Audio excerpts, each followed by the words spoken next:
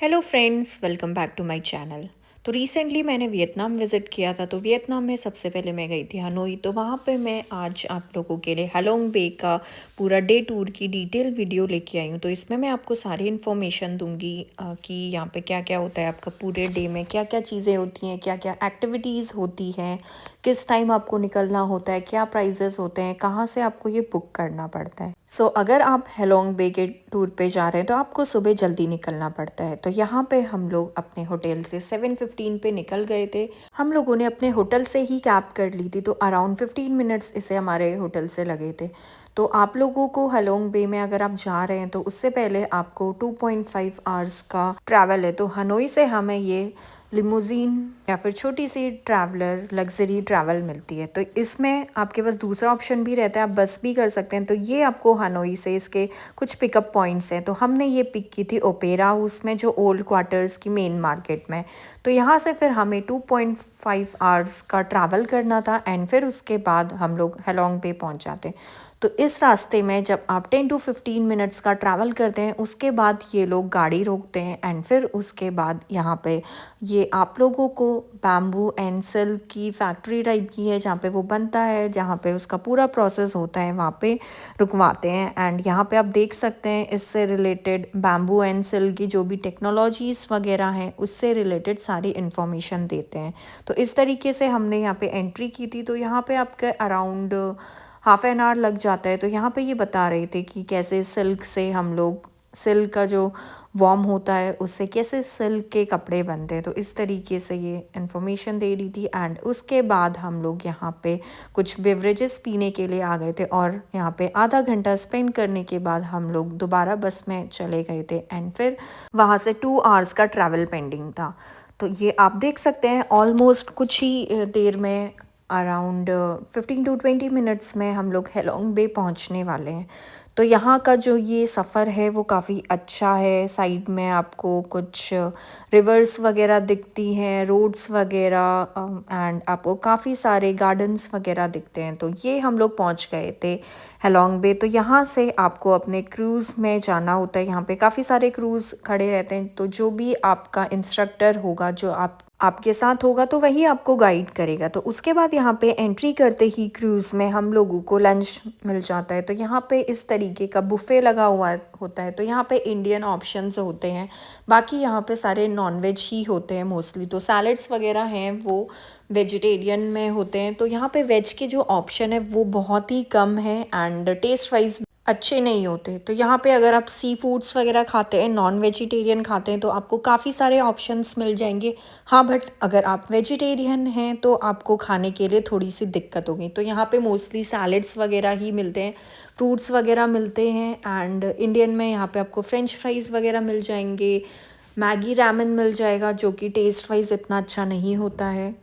तो यहाँ पे आप देख सकते हैं खाने के ऑप्शंस। एंड उसके बाद लंच करने के बाद हम लोग इसके ऊपर जो फ्लोर है वहाँ पे चले गए थे। तो इसमें 3 फ्लोर्स होते हैं, ground floor, first floor and ऊपर वाला जो है वो रूफ टॉप है। तो वहाँ पे चेयर्स वगैरह लगी होती हैं। तो वहाँ पे अगर आपको टाइम स्पेंड करना है तो आप बैठ सकते हैं। ये है ड्राइवर का रूम एंड इसके ऊपर ये वाला था वीआईपी वाला एरिया। तो यहाँ पे इसके थोड़े से एक्स्ट्रा चार्जेस लगते हैं एंड इसका जो स्पेस है वो नीचे वाले स्पेस से थोड़ा सा कम है।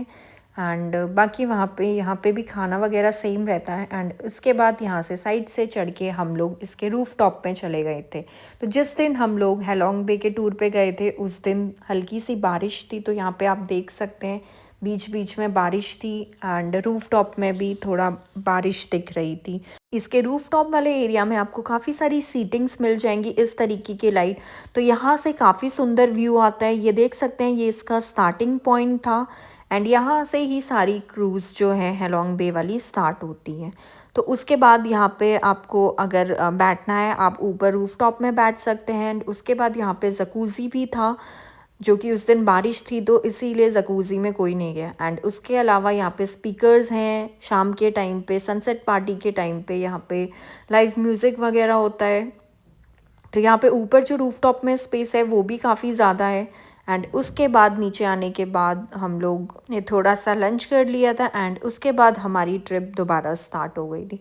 तो जिस दिन हम लोग ने विज़िट किया था उस दिन थोड़ा रेनी डे था, तो यहाँ पे इसीलिए आपको सन वगैरह नहीं दिख रहा। तो जिस दिन सन होता है उस दिन यहाँ पे काफ़ी सारी अच्छी पिक्चर्स वगैरह आती है एंड यहाँ पे बट उस दिन थोड़ी ज़्यादा गर्मी हो जाती है। तो इस दिन यहाँ पे वेदर वगैरह सही था, हमें घूमने में इतनी ज़्यादा दिक्कत नहीं हुई। अगर बारिश नहीं होती, धूप होती है, तो यहाँ पे काफ़ी सारी स्वेटिंग एंड आपको काफ़ी गर्मी लगती है। तो इस तरीके से हम लोग ने कुछ टाइम इसके ऊपर स्पेंड किया था।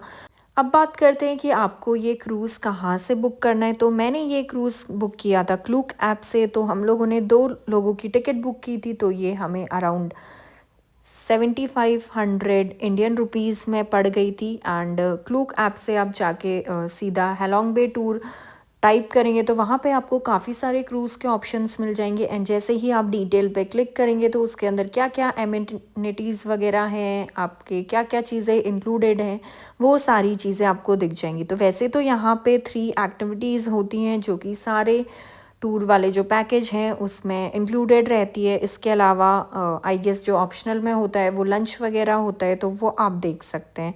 तो यहाँ पे सबसे पहले एक्टिविटी वाले पॉइंट पे हम लोग आ गए। तो ये वैसे तो बोलते हैं अमेजिंग केव्स करके इसका नाम है, इसका वियतनामीज नाम है संग सॉट केव्स। तो यहाँ पे जैसे ही वो लोग हमें क्रूज़ से ड्रॉप करते हैं तो इस तरीके से हमें कुछ देर तक चल के जाना होता है। तो यहाँ पे स्टेयर्स हैं, स्टेयर से आपको चल के जाना होता है एंड आपको ये अराउंड 1 आवर्स का टाइम देते हैं एंड जिसमें आपको पूरी केव्स को घूम के आना होता है। तो थोड़ा सा ट्रैक होता है इसके अंदर। तो अगर आप जा रहे हैं तो आप अपने कंफर्टेबल शूज़ पहन के जाइए। तो ये यहाँ से इसकी एंट्री है, आपको पूरी ग्रीनरी यहाँ पे मिल जाएगी। तो इस तरीके से आप ऊपर देख सकते हैं काफ़ी सारे लोग जा रहे हैं यहाँ पे।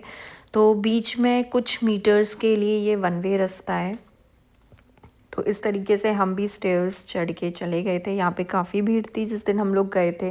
तो इस तरीके से यहाँ से केव स्टार्ट हो गए। तो केव के ऊपर से आप देख सकते हैं पूरे हैलोंग बे का आपको व्यू मिल रहा है। तो जहाँ पे आपका क्रूज़ आपको ड्रॉप करता है, जब आप केव से वापस जाएंगे तो इसका जो एग्ज़िट पॉइंट होता है वो दूसरा होता है। तो आपको जो आपका क्रूज़ है वो आपको पिक करेगा, वो दूसरी साइड से पिक करेगा। तो आपको वहाँ पे भी थोड़ा चल के जाना होता है। तो इस तरीके से आप देख सकते हैं यहाँ पे केव्स के अंदर काफ़ी सारी लाइटनिंग थी एंड इसके अंदर काफ़ी सारी भीड़ हो गई थी। तो यहाँ पे आप देख सकते हैं थोड़ा सा रश हो गया था।